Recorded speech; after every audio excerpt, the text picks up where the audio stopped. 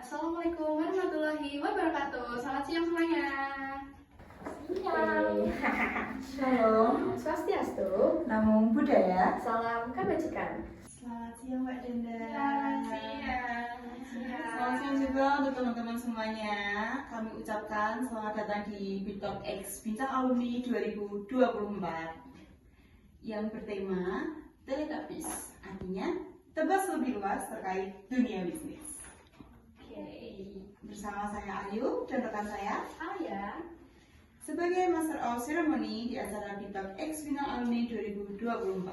Oke, pertama-tama marilah kita panjatkan puja dan puji syukur atas kehadiran Allah Subhanahu wa Ta'ala yang telah melimpahkan rahmat serta hidayahnya sehingga kita bisa berkumpul di siang hari ini dalam keadaan sehat walafiat.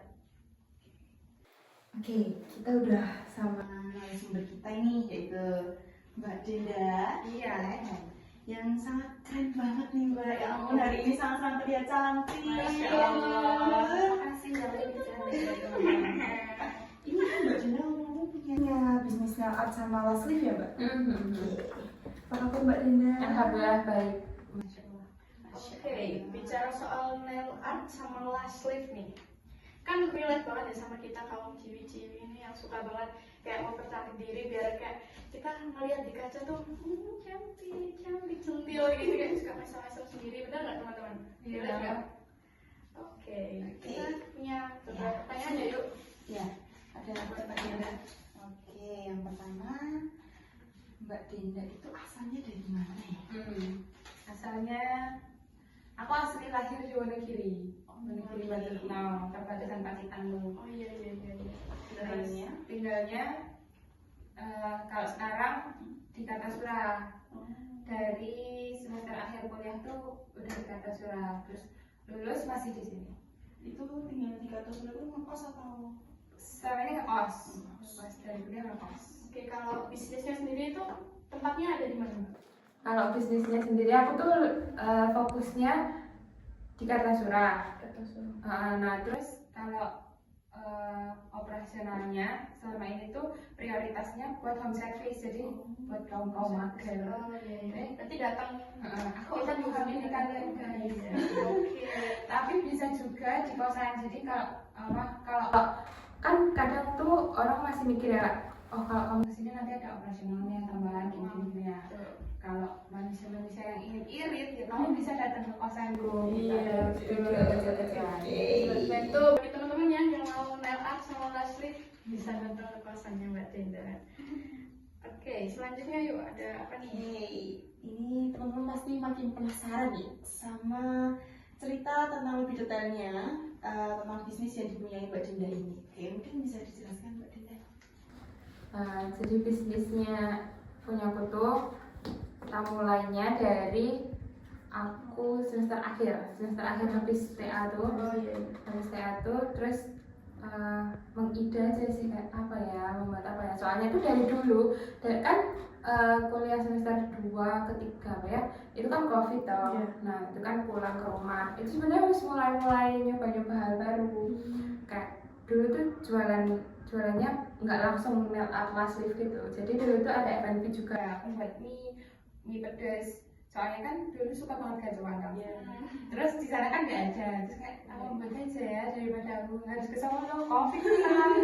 Terus habis itu nyoba yang lain, ada dimsum goreng, kayak pangsit goreng, terus dimsum kukus gitu. Tapi tuh aku ngerasa kayak kok aku capek ya gitu loh, maksudnya nggak happy gitu loh. Bukan passion. Terus habis itu aku nyoba hal lain lagi. Aku nyoba coba jahit-jahit. Aku tuh suka membuat tas. Maksudnya tas tuh lucu gitu loh, dan kita pasti pakai gitu loh. Entah itu sleeve bag, entah itu tote bag gitu kan. Terus aku nyoba. Terus ada temanku tuh yang dia udah punya brand, tapi dia tuh ngejahitnya ke orang lain. Terus habis itu dia tahu kalau aku tuh suka jahit-jahit buat kolor, buat tas gitu. Terus habis itu dia kontak aku lah, aku mau nggak ini apa ngejahitin produkku gini nanti buatnya gini. Terus aku nyoba lagi tuh, oke tak terima gini. Terus tak terima, aku membuat produknya dia. Jadi kan pakai labelnya dia, jadi kayak borongan gitu loh, Iya. berapa gitu. Terus kan aku ngerjain sendiri juga, cuma 150 piece itu aku yang cutting, aku yang semuanya sampai finishing tuh aku gitu loh. Terus terus aku mikir kok gak enak, gak happy, dapat uang tapi gak happy Udah juga. capek kan gak happy ya. Kan susah ya. Iya. Terus habis itu masalah akhirnya COVID selesai, dia nggak selesai banget, tapi kan melanjutkan kuliah. Iya. Terus aku tuh males kelas online gitu. Terus akhirnya aku apply magang di Solo. Terus masih COVID kan banyak strap masker, cincin motif gitu. Nah, aku nyoba buat bisnis juga itu kayak wah pokoknya dulu tuh manik-manik di mana-mana kamar kan ada manik-manik. Terus habis itu banyak ya. nah itu masih berjalan sampai sekarang malah kayak Oh, cincin oh. cincin terus awal gelang gitu. Terus habis itu masuk ke semester akhir, terus aku mikir semester akhir tuh TA doang, Iya. terus nanti pas nggak magang lagi aku mau ngapain ya. Terus pertama tuh yang tak ambil aku part time, Iya. aku part time bisa part time 2 bulan tak sih sebenarnya 2 bulan atau 3 bulan gitu. Tapi gaji part time tuh nggak tak apa-apain gitu loh, ya wes masuk simpen kantong gitu. masuk kantong aja. Terus habis itu selesai sidang, terus aku mikir aku capek kerja, kan selama ini kan magang tuh kantor. Iya. Nah aku part time nya di barista kayak teh artis-artis kopi gitu-gitu. Terus aku ngerasa kok kerja pakai fisik tuh capek banget. Iya. Terus aku masih sana sini masih kasir, masih clear up gitu. Wes lah aku selesai kuliah, selesai kerja juga lah gitu. Aku mau happy aja gitu. Terus habis itu akhirnya aku pas itu tuh suka pakai fake nail. Beli gitu di toko-toko. Awalnya dari itu. Terus aku mikir kok size-nya tuh nggak ada yang pas gitu loh di kuku. Kok kebesaran banget, kekecilan banget gitu. Pokoknya sing pas tuh jarang. Habis itu aku mikir kayaknya aku buat bisa deh, sesimpel itu. Aku buat bisa gitu. Terus habis itu kan aku masih punya modal, maksudnya aku masih punya uang simpenanku dari kerja kemarin. Terus aku mikir aku buat kuku aja ya. Terus aku searching lah di YouTube tutorial dan lain sebagainya. Aku lihat TikTok, YouTube semuanya. Tiap malam tuh aku ngeliat gini toh gitu. Sesimpel itu Sesimpel ya. itu Mbak, ya. otakku ini. Kalau gitu yang main press on nails dulu gitu. Malah aku kan pertamanya niatan gitu toh. Iya. Terus sampai kukuku tuh panjang, emang sering panjang gitu loh. Terus habis itu apa aku nyoba langsung di tanganku ya. Terus pas awal-awal tuh aku beli produk warna yang enggak seberapa, terus alat-alatnya enggak seberapa ya, cukup buat aku aja kan aku cuma buat aku kan sendiri ya. Terus aku nyoba ketemu temen baru, terus aku bilang gini, belum lama ketemu sama temennya itu, kamu mau nggak main ke kosku? Ngapain main ke kosmu gitu? Aku baru belajar nail art nih gitu kan. Sebab itu sumpah ternyata dia dulu tuh maniak nail art. Jadi suka banget dulu. Terus orang yang masih maniak nail art tuh kayak kalau kukunya polos pasti rasanya aduh. Iya, benar kan? Iya. Terus habis itu bener ya kita ketemuan sambil nongki aja. Nah pertama kali aku pegang orang tuh ya dia. Terus dia bilang gini, ini udah cocok nih buat dijual. Kenapa kamu nggak buat Instagram, nggak buat gini, buat gini? Kerja saya jualan sebenarnya. Terus akhirnya, oh ya bisa ya. Terus akhirnya, Intinya sampai sekarang ya Mbak ya. Gitu. Keren banget guys. terus bentar guys, mau tak tambahin. Iya, Terus kalau last sleeve itu tuh pengembangan produk. Jadi Oh. biar nggak jenuh gitu loh. Biar gini. masa kamu main aku. Gitu. Itu ya salah satu buat mupuk biar kamu nggak mati gitu loh. Gitu. Terus itu pertanyaan pertama kali nyoba ke orang juga temen.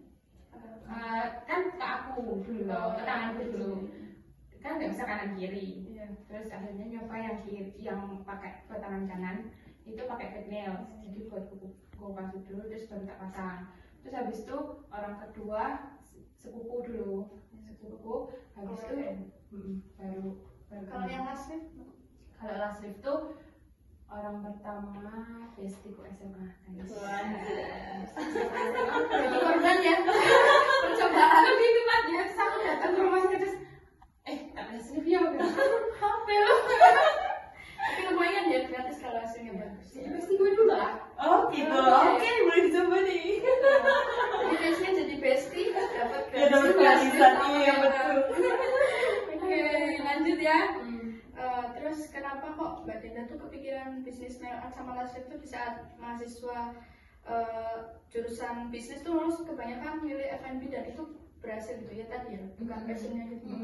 Sebenarnya kan apa nggak langsung ini gitu loh, kayak nyari-nyari dulu. Pasti ya gitu, orang kerja pun pasti enggak pasti sih. Kebanyakan indah gitu, maksudnya dari ini oh ternyata aku pengen nyoba yang ini, sampai dapat nyamannya aja.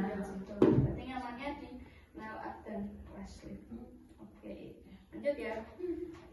Kalau boleh tahu bisnisnya udah berapa lama? Kalau dihitung dari waktu pertama kali apa namanya? Coba itu. Jalan 2 tahun ini ya sih. Kayaknya jalan 2 tahun ini. Oke, Udah lumayan juga ya Mbak ya. oke, lanjut yuk.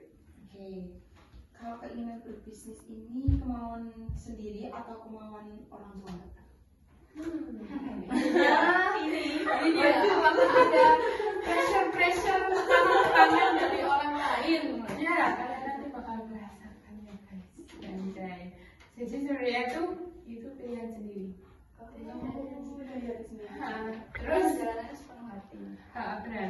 Tapi kan tidak semua otak sama, semua pikiran sama, semua perasaan sama.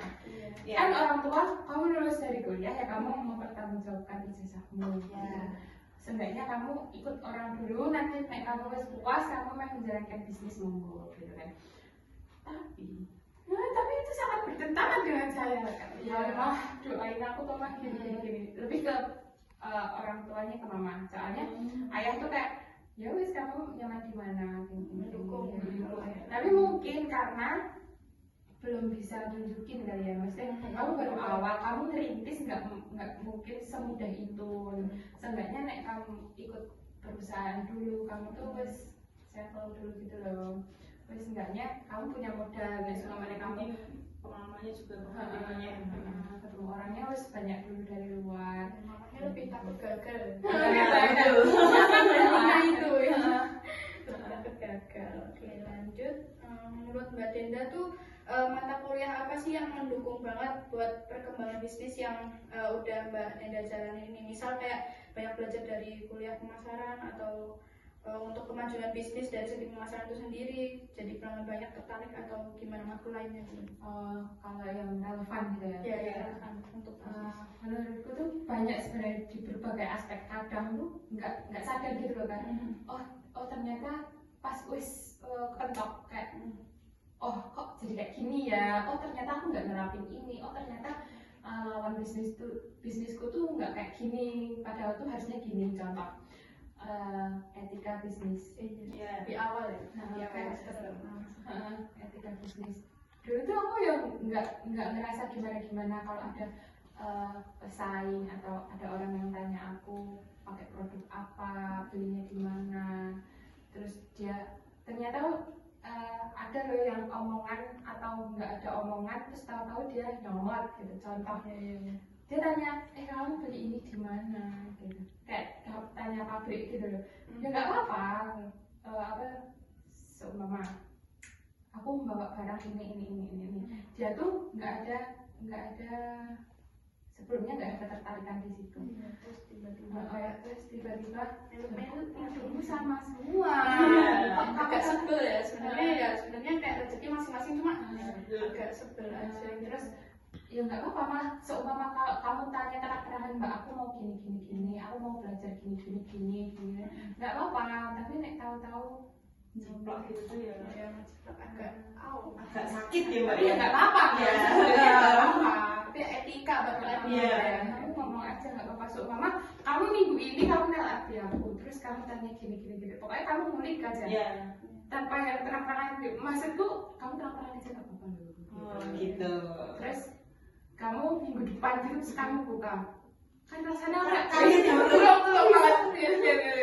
terus malah teman-teman yang lain yang itu sekarang gini kan aku semalam habis buat sekali sama kamu gini terus kamu yang ngepromote diri sendiri kayak loh bukannya kemarin sama kamu ya gini oh kemarin belajar sama kamu iya gitu doang kayak iya Males, tapi ya nggak apa-apa. Seenggaknya kita jangan gitu loh. Ya. Kita tahu kalau gitu itu nggak enak. Terus habis itu sebenarnya yang mengawali ya kenapa apa yang bisa diambil dari MT itu menurutku apa ya namanya itu mata kuliahnya begini lupa kepemimpinan pas aku ya kepemimpinan. Kenapa orang bisa mutusin oke bisnis aja? Menurutku karena kamu bisa memimpin diri sendiri gitu. Kenapa kamu percaya sama kamu sendiri? Seumpama kamu ikut perusahaan, otomatis kamu kan ikut perusahaan ya. Terus rasa tanggung jawab yang ada di kepemimpinan tuh menurutku kalau kamu kerja ke perusahaan, kamu tanggung jawabnya ke perusahaan. Ada eksternal yang seumpama kecewa sama perusahaanmu dan yang buat kesalahan kamu itu kan yang tanggung jawab perusahaan gitu. Kalau kamu punya apa namanya bisnis sendiri, ya kamu nanggung sendiri gitu loh. Apalagi kamu ngerjain sendiri kecuali kamu punya karyawan. Nanti kamu tambah nih kepemimpinannya tambah benar-benar kayak dilatih ya Pak ya. Jadi itu hal pertama yang kamu punya tuh harus itu keberanian buat tanggung jawab itu. matkul kepemimpinan sama etika bisnis Itu yang melekat ya sebenarnya. iya betul. Kepemimpinan itu dapat di semester berapa Mbak? Kita jujur belum ya? Ya belum sih. Mungkin beda-beda juga kan, beda kurikulum atau apa gitu. Mungkin sih. Mbak Dinda dapat B-nya semester? Seingatku 4. Semester 4. Seingatku. Oke, kita lanjut ya. Oke, lanjut. Oke. Selama bisnis ini kendala apa aja sih yang Mbak Dinda hadapi dari awal bisnis sampai hari ini sampai detik ini belum aja? Kendala terbesar adalah rasa malas. Nah itu suara sih ya. Berat bro. Kamu wes males, kamu wes apa-apa. Diri sendiri itu lebih susah loh daripada segala apapun. Itu malas belajar lagi apa malas ngerjain orang yang tinggal gitu. Lebih ke malas. Uang gua masih cukup buat apa lagi? Merasa lebih banyak ya. Bahaya kali gitu. Wes pipis mampus. Gimana lagi loh? Rasa malas. Ngatasinnya gimana? Nah, Ya jangan malas. Kalau uang lo seberapa ya? Berarti belum teratasi. Kalau uang lo seberapa ya? Berarti belum teratasi. Rasa malas pokoknya itu paling besar sih menurutku. paling susah juga ngatasinya. Itu daripada kalau seumpama pesaing tuh kamu punya karakteristik sendiri gitu loh. Pesaing tuh punya karakteristik sendiri juga.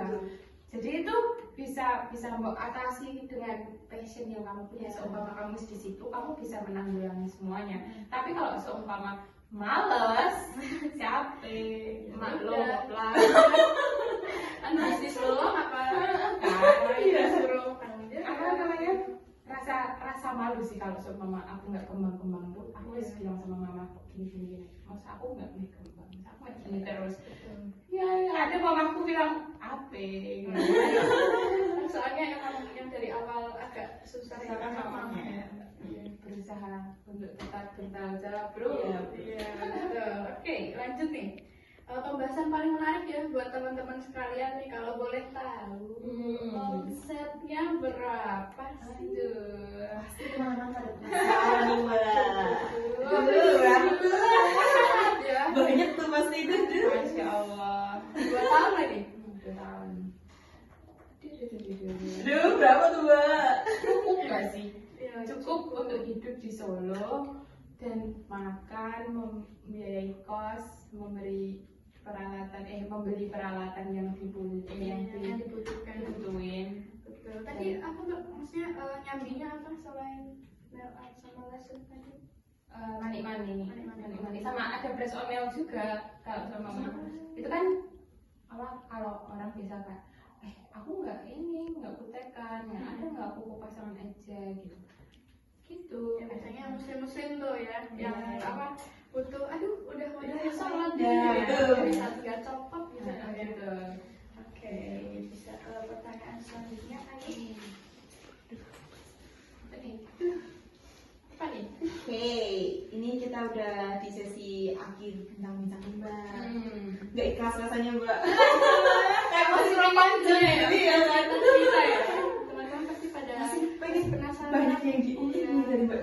sebenarnya ya. Benar. Ini Mbak, mungkin dari Mbak Dinda bisa ngasih kata-kata semangat dan nasihat buat adik tingkat yang sedang berjuang menghadapi kenyataan kuliah ini. Ya, aduh, yang gimana itu ya Mbak, banyak sekali tugasnya. Kata-katanya. Sama ini kan gak sih? Gak sopan nih, gak apa-apa. Kalau buat MD itu ya, yang semangat. Oke, Semangat gak sih? Iya. Kalau pas semangat satu ya. Please lah solid aja. Solid. Susah Solid. sekali. Sumpah saling membantu gitu loh. Kalau teman butuh apa, kita kalau bahan males tuh pasti ada. Cuma kalau kalian dibutuhin, kalau kalian ngerasa ih apa ya gue nggak bisa lah bantu kayak gitu, itu apa sih kurang gini. Enggak woi, kalian pasti ada sisi yang bisa dipelajari dari orang lain. Aku bisa aja belajar dari kamu juga, dari teman-teman yang lain. Semangat. Terus kuliah tuh sumpah momen-momen yang kamu bisa manfaatin. Contoh, kalian bisa masuk ke perusahaan. Contoh nih kelas perusahaan, kelas magang. Gitu. Kalian bisa magang di tempat yang kalian incer tanpa effortnya yang nggak sebanyak kalau kamu cari kerja. Seumpama kalian pengen ke BUMN, terus kalian daftar magang ke BUMN dengan status kalian mahasiswa UNS ya. Nah itu tuh kalian bisa aja masuk dan ngerasain kalian jadi bagian anak BUMN. Yang nanti kalian pas udah lulus kamu bisa ngerasain sesusah apa cari tempat itu gitu loh. Jadi maksimalin aja. Ini tuh tempat kalian berkembang gitu loh. Kalau ada yang bisa diambil dari MP itu ambilin gitu loh. Kalau ada kesempatan tuh jangan disia-siain. Bahkan kalian bisa ngerasain kalian jadi bagian anak BUMN. Yang nanti kalian pas udah lulus kamu bisa ngerasain sesusah apa cari tempat itu gitu loh. Jadi maksimalin aja. Ini tuh tempat kalian berkembang gitu loh. Kalau ada yang bisa diambil dari MP itu ambilin gitu loh. Kalau ada kesempatan tuh jangan disia-siain. Bahkan kalian bisa magang di mana aja. Dulu tuh aku magang di 3 tempat, 2 di Solo, 1 di Kediri. Karena aku bisa dari itu gitu. Karena aku bisa dulu kalau aku pergi ke Jakarta itu ayahku kurang setuju. Tapi kalau aku pergi ke Jawa Timur, ayahku boleh pokoknya ke timur lah. Nah akhirnya aku ambil Kediri tuh. Dulu aku pengen di Gudang Garam sebenarnya, tapi aku tertolak karena COVID. Kan Gudang Garam tuh perusahaannya besar banget, dan kamu bisa berpotensi buat masuk magang di situ gitu loh, walaupun di back office atau apalah. Nah seenggaknya kamu nyoba. Aku coba juga walaupun ditolak ya, tapi ya nggak apa-apa. Ujung-ujungnya aku dapet. Yang penting usaha dulu ya. Aku dapet di Kediri juga walaupun di perusahaan lain, di BUMN juga, dan jadi tahu gitu oh dalamnya kayak gini-gini. Coba aku nggak di MD pasti nggak mungkin gitu. Kemungkinan kecil aku bisa magang, bisa ngerasain kekeluargaan di BUMN apa. Iya, berarti kayak emang D3 tuh untuk apa ya, kayak magang-magang itu lebih harus dimanfaatin gitu nggak sih? Kan mudah kita aksesnya ke sana gitu. Kita di semangat, terus Jangan sia-siain sia-siain kesempatan. Ada lagi mungkin? Jangan malas. Kalau itu Jangan malas ya teman-teman. Jangan malas. Oke. Langsung aja yuk. Selanjutnya, ini kan udah selesai ya Mbak Dinda. Makasih banyak loh Mbak Dinda udah mau kita undang di sini buat kita bareng-bareng ngobrolin bisnisnya Mbak Dinda, buat ikut di podcast kita. Makasih banyak Mbak Dinda, ya Allah luar biasa banget nih pokoknya Mbak Dinda. Oke, sebelum mengakhiri aku juga mau promosi nih. Promosi Apa dulu. itu? Ya. Ini ada yang spesial nih. Ya, aku mau ngingetin ya buat teman-teman jangan lupa hadir di seminar Expo UMKM Exum Fair Fall 2 XP Fest yang akan dilaksanakan pada tanggal 10 Juni 2024 di Auditorium UNS dan 15 Juninya di Balai Kota. Acaranya dijamin seru banget, Jangan lupa join ya guys. Kita juga monggo Ya, join. Oke, silakan datang loh guys. Biasanya- Ditunggu. Iya. biasanya- Biasanya oke loh guys. Betul Sumpah. banget. Oke, sekian acara Big Talk dan bincang alumni 2024 kali ini. Kami mengucapkan terima kasih kepada teman-teman panitia yang bertugas, Mbak Dinda juga yang udah menyempatkan diri untuk bergabung di acara ini. Jadi apabila terdapat kesalahan, perbuatan, dan pengucapan, kami mohon maaf sebesar-besarnya. Saya Alia Dan saya Ayu. pamit Undur diri. Wassalamualaikum warahmatullahi wabarakatuh.